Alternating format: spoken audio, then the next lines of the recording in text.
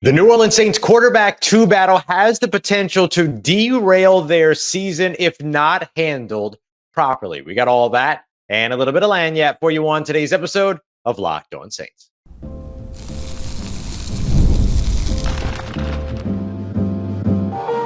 You are Locked On Saints, your daily New Orleans Saints podcast. Part of the Locked On Podcast Network, your team every day.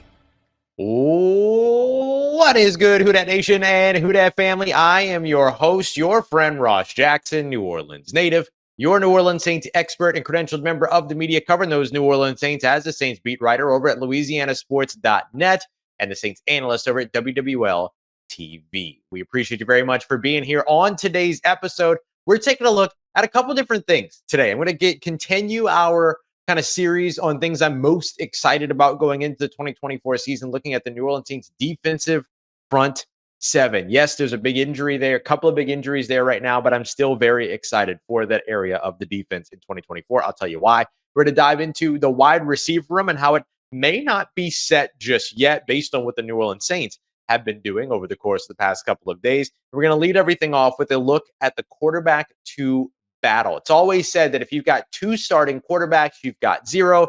So what does it mean when you have 2 backup quarterbacks? This is going to be a minefield of navigation the New Orleans Saints need to get right. We appreciate you very much, as always, for making us your first listen of the day every day and for being an everydayer here on the show, which is a proud part of the Locked On Podcast Network, your team every day. And today's episode is brought to you by friends at Game Time. Download the Game Time app, create an account, and use the promo code LOCKEDONNFL for $20 off of your first purchase. Terms apply. Download Game Time today. What time is it?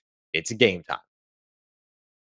What does it mean when you've got 2 backup quarterbacks, right? We always hear the moniker that if you've got 2 starting quarterbacks, that you've got 0. So what does this mean for the New Orleans Saints who effectively have a pair of backup quarterbacks that they expect to continue to compete throughout the regular season in second-year quarterback Jake Haener, the incumbent, and then, of course, the rookie challenger, Spencer Rattler, who was drafted in this year's 5th round.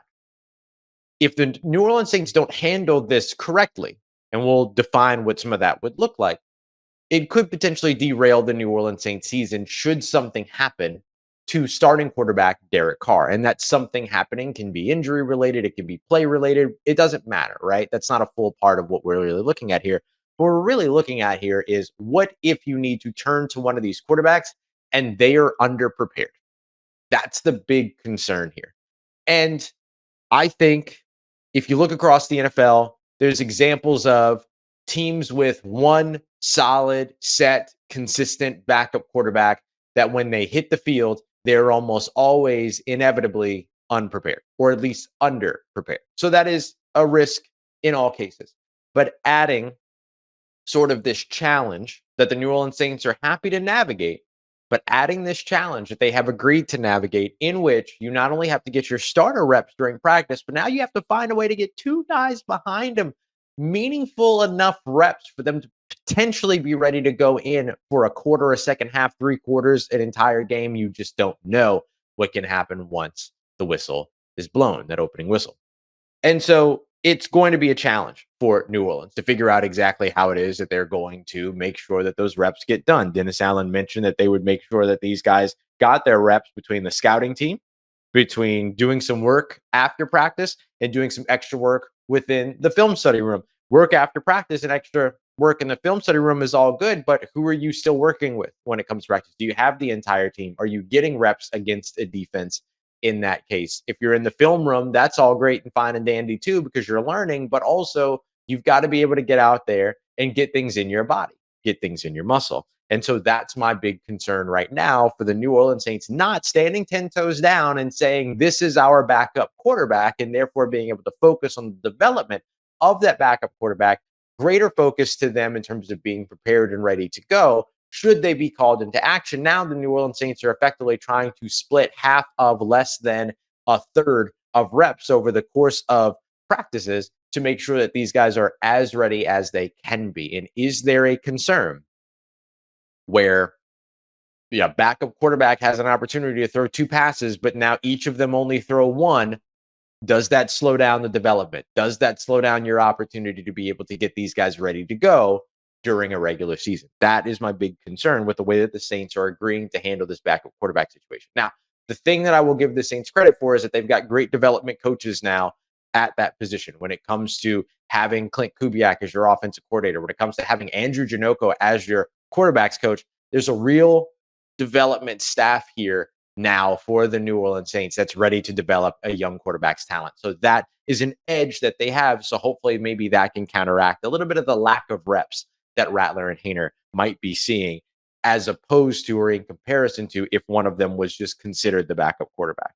The importance of consistency is the other thing that I'd be concerned about here as well. If Jake Haener is the leader in the clubhouse as the backup quarterback week 5, but then Spencer Rattler is the leader in the clubhouse as the backup quarterback week 7, does that actually end up changing who your game day quarterback is, backup quarterback is? Or do you ride with the same game day quarterback from week 1 through week 18, but then you're following along to kind of see how the development and competition goes? I think that's the other thing that I would be a little bit concerned about as well, just the lack of consistency there. If you're constantly changing who could, who is, who was, who will be your backup quarterback for a specific week. And if that changes on a weekly basis, bi-weekly basis, 3 weeks at a time, whatever that might be, is there a worry or a concern of consistency there?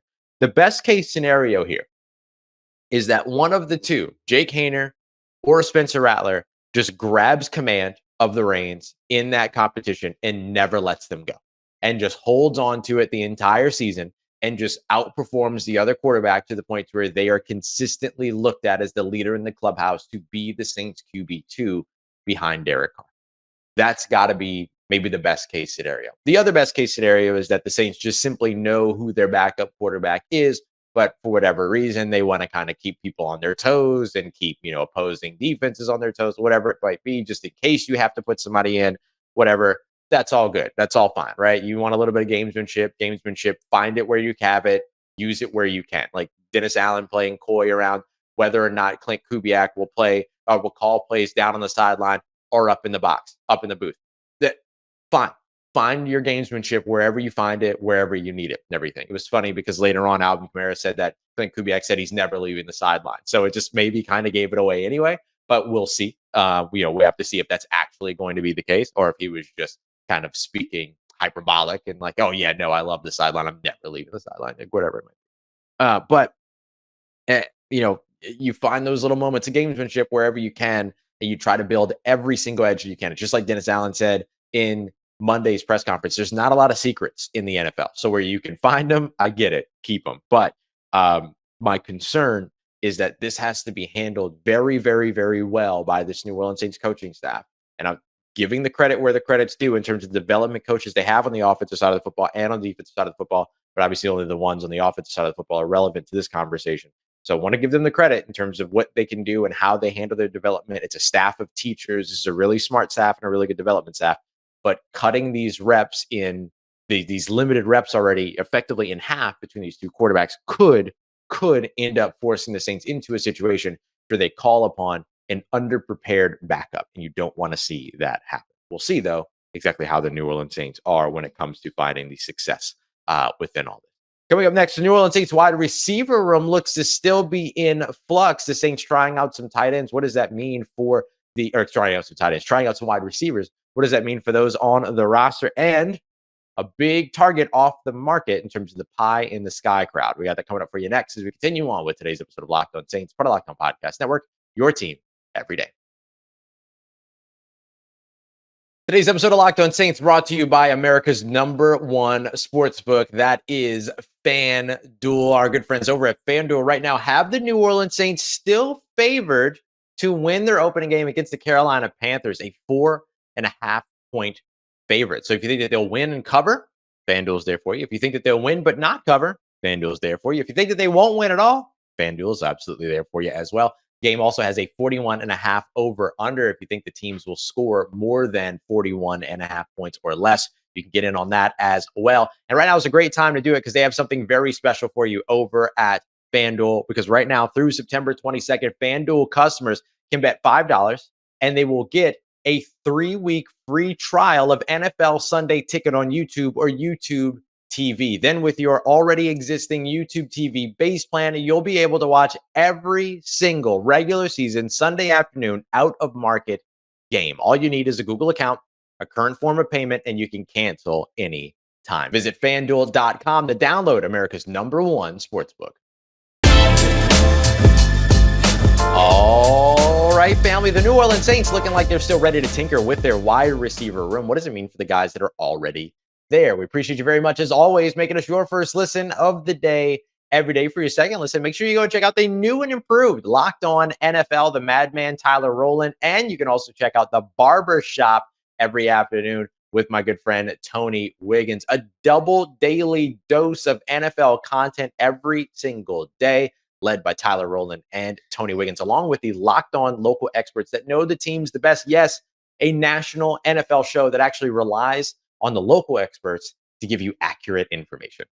How about that? Go and check it out over at Locked On NFL, wherever you get your podcast, and on YouTube, part of Locked On Podcast Network, your team every day. So the New Orleans Saints brought in several veteran wide receivers for tryouts. We saw this per several folks. It was Nick Underhill with a more expansive list. We saw Tom Pelissero talking a little bit about John Ross amongst your former 40-yard dash record holder at the combine, trying out with the Saints. We saw Jordan Schultz talking about Ja'Cory Pearson, who was the 2023 leading receiver in receiving yards and receptions for the XFL back a couple years ago. And then Nick putting out also a couple of other names, including Philip Dorsett, who I've been asked about a lot, actually. It's interesting that Philip Dorsett's name continues to come up. And I think if we were talking about 3-4 years ago, yeah, it'd be very exciting. But here at this point, I mean, it doesn't feel like the Saints are going to be able to find anybody to immediately to be able to come in and contribute. So what you're really doing here is you're trying to bolster your depth, right? What's the depth that you have and how are you able to utilize it? The New Orleans Saints have 8 wide receivers collectively between their active roster and their practice squad. They have their top guys in Chris Olave, Rashid Shaheed, Cedric Wilson, and A.T. Perry. Absolutely no doubt about that. Then you bring up the 2 rookies behind them, Bub Means as well as Mason Tipton. That's the 6 that are on your roster. The 2 rookies are the ones that have the most to prove right now. Bub Means, of course, a drafted rookie, so he gets a little bit of an edge, but also, I mean, hyper talented dude, literally the happiest person to be in any room, anywhere, all that. Like, he's going to be fine. Mason Tipton, he's going to have to work a little bit, right? Because he's going to be looked at as the undrafted free agent rookie and all these other things, but really talented player as well. And don't forget, a guy that made the active roster despite not being able to participate in a single preseason game. So it goes to show you just how good his camp was up until the injury that ended up sidelining. On the practice squad, they have 2 veterans, and they have a veteran in Equinemius St. Brown, and then of course the bringing in Kevin Austin Jr. as well. So both of those guys sitting on the practice squad gives you a little bit of experience, gives you a little bit of production, gives you good blockers, all these other things. They're able to kind of check all these boxes. And so finding these opportunities with these kind of tryout players becomes about where can you shuffle at the bottom of your roster in terms of making sure that you have the numbers that you need and or making sure that you have the correct talent. And here's the other thing that I think that these tryouts mean too. It's not just the New Orleans Saints looking at now. It's the New Orleans Saints getting some tryouts in so that in 2 months, 1 month, if a wide receiver gets injured and they need to go and sign somebody, they have updated sort of looks at all of these wide receivers that they just tried out. So they might not be looking to settle the roster right away, but more importantly, they're also looking for their roster to get unsettled at a later time. This feels like early planning, right? And make no doubt about it. If somebody goes into that tryout and they ball out, and the Saints feel really good about what it is that they would be able to contribute, and they feel like, okay, well, we should make a swap on the practice squad, they will make that swap on the practice squad. It doesn't matter, right? Like, they'll do that if they feel like the talent is better, if the talent is there, or it's a boost, or whatever it might be. But I think right now, what it really is about making sure that they are ready for the attrition of the NFL, and the attrition being when a player gets injured and then you lose that player. How do you replace that player? How do you bring somebody in that's able to come in and help out, or is able to at least elevate maybe the bottom of your room or anything like that? And this happens when it's not necessarily a one-to-one replacement. Let's say that one of the team's top wide receivers ends up having to miss a couple of games. You might still need to add somebody just for the sake of adding somebody for the numbers standpoint, even though that player doesn't necessarily actually replace the player that you lost. It just kind of bumps everybody up. Pez dispenser is the analogy that I used not too long ago. So I think that like this is where you're looking at what these tryouts mean and stuff like that. It's not necessarily that the Saints are unsettled with their roster or with their wide receiver room at this time. It's that they're constantly looking to improve that area, but also they got to be ready in case somebody ends up getting hurt. Now, one place that we haven't seen the New Orleans Saints really put much focus this offseason in terms of bolstering their room has been the offensive line. We've consistently seen the same offensive linemen all offseason for the most part, with the exception of some additions and subtractions that happened over the course of training camp because of injury. Again, had to be ready for attrition. But if you look at the roster in terms of who's made it, particularly on the starting, particularly when it comes to the active roster, your 5 starters, along with Landon Young, along with Oliudo, and along with Nick Saldiveri, these are all guys that have either been here from the very beginning or were there at the very beginning of training camp at the very least, right? Free agency additions and all that. So the Saints really sticking with the guys that they started with for the most part when it comes to the offensive line and never really going out there and adding a new face throughout training camp that could come in and maybe push for a starting role or anything like that. There's 2 reasons why that happens. First of which is that that player might not exist. That player might have a name. I know everybody talked about like David Bakhtiari and Charles Leno and Donovan Smith and things like that, but do those guys really give you a better outlook than what you have in the building? That's the question that the New Orleans Saints have to both ask and answer before they even bring that guy in to get a look at. So clearly the Saints, for the second thing, didn't feel that they needed that player and felt pretty comfortable with the development that they were getting from the players that are out there. Now, I still have my major concerns around the offensive line. It's one of the reasons why I picked the New Orleans Saints right now to finish less than 500, quote unquote, right? I know there's no 500 anymore, but it's one of the reasons why I picked them to do that because I haven't seen the offensive line yet and I haven't seen it. And what we have seen has not looked great. And so I'm waiting to see what the offensive line actually looks like. I'm waiting to see what this offense actually looks like. And so the Saints had one last big swing that they could have taken that I never expected them to take in the first place, but Trent Williams, right? Trent Williams was a holdout in San Francisco. A lot of questions came to me about, well, could the New Orleans Saints trade a first round pick? Could they trade Marshawn Lattimore for, Trent Williams and all these other things? And which I mostly said, like, if you trade Marshawn Lattimore for Trent Williams, you're just hurting yourself, right? You're taking away the strength of your team to add somebody that might be able to be on the field for you, right? I mean, and we've seen the detriment of not having Trent Williams on the field. Go and look at Brock Purdy's splits with and without Trent Williams. It's not good. They don't win games without Trent Williams. And so investing in a player that of that caliber is always enticing. And it's always a thing that people always want to jump to, but it's just not realistic, right? It was never realistic that the Saints were going to end up in that situation. Anyway, he has now ended his holdout. He's going back to San Francisco. So even if they were interested in taking that big swing, it's no longer an option. So what does this mean? It means that the Saints are going to have to make do with what they have when it comes to the offensive line and make do with what is available on the market right now in terms of being able to bolster the bottom of that line, much like they did a few days ago by bringing in former LSU Tiger Austin Deculus and adding him to the practice squad. But there's just no more big swings available. There's no more big Hail Marys that can save you. You simply need to make this work. And so we just talked about the teaching. We just talked about the development of the quarterback position. This now becomes a big need for this team as well, is developing that offensive line as best as you can. Because those are guys that are actually going to see the field. When we talk about QB2, we're talking about guys that hypothetically could see the field. The offensive line, they'll be there every single play, every single offensive play. And so you have to get the best out of it. But there's no more Hail Marys if you can. All right, coming up next, I want to tell you about why I am so excited for the New Orleans Saints 2024 season when it comes to their new look front seven. We got that coming up for you next as we continue on with today's episode of Locked On Saints, part of Locked On Podcast Network, your team every day.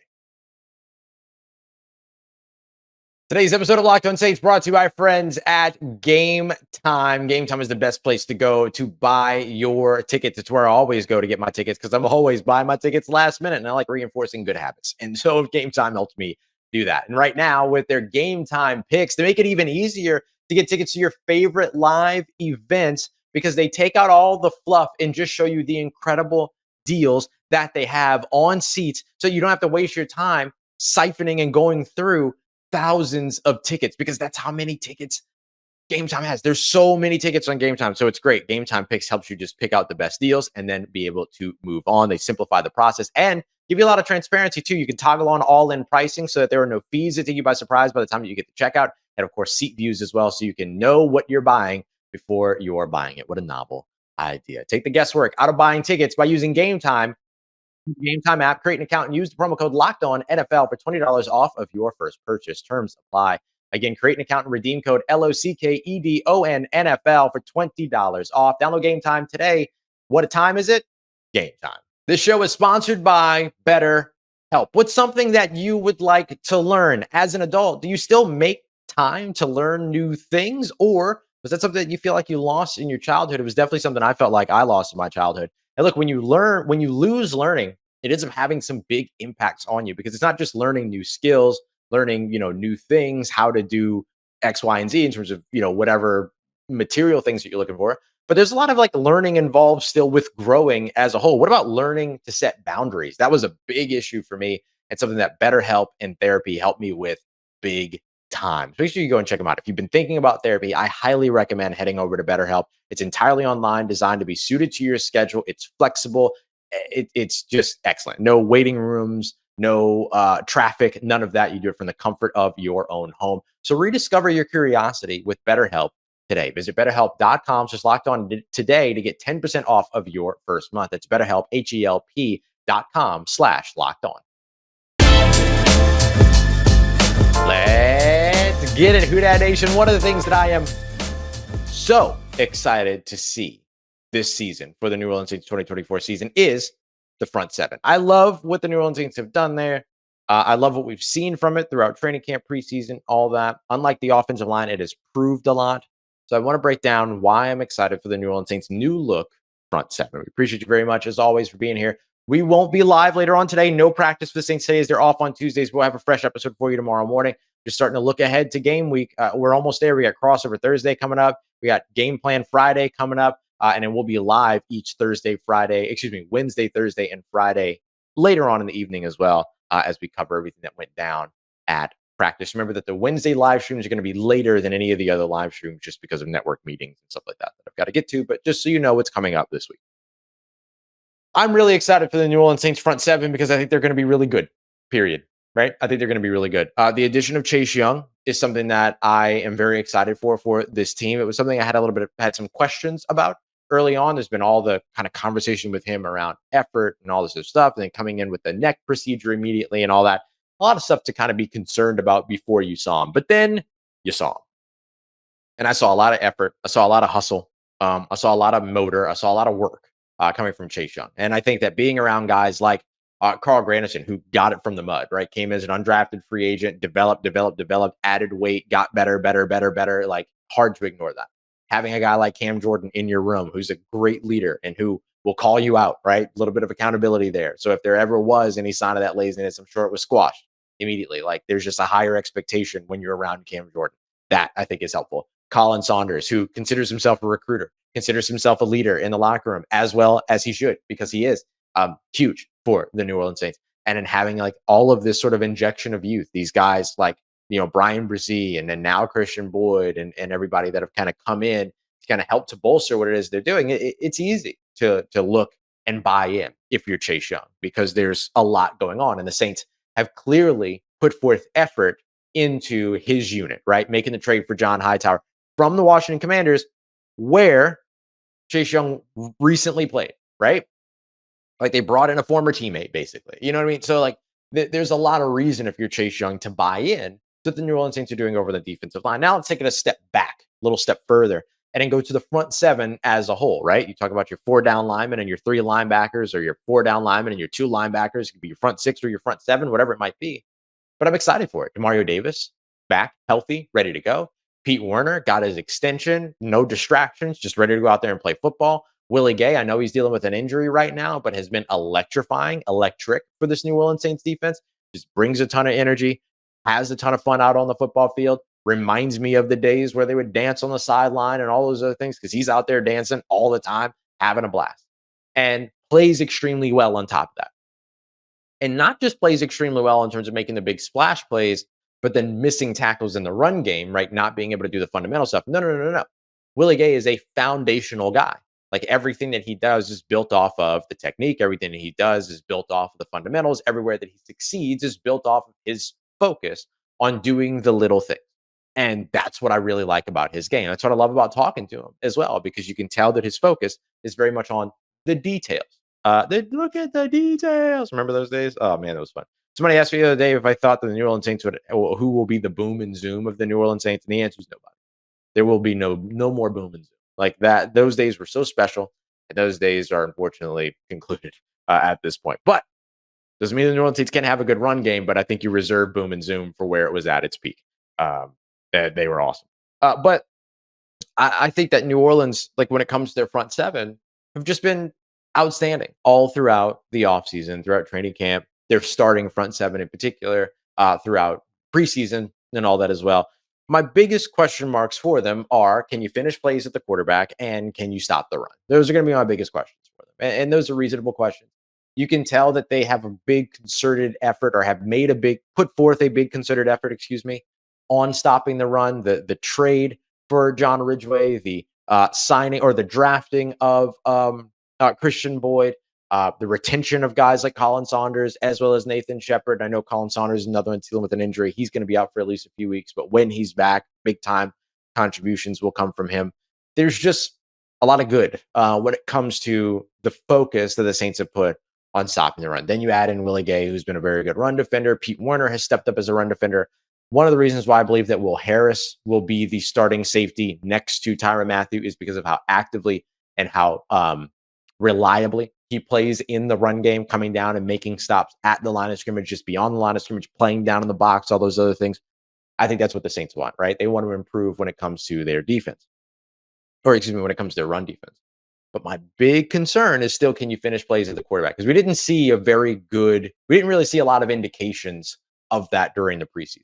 We saw it against the starting defense, quarterbacks escaping. We saw it for the guys that will eventually end up coming in. Peyton Turner, Isaiah Foskey, all them struggled to make plays at the quarterback as well.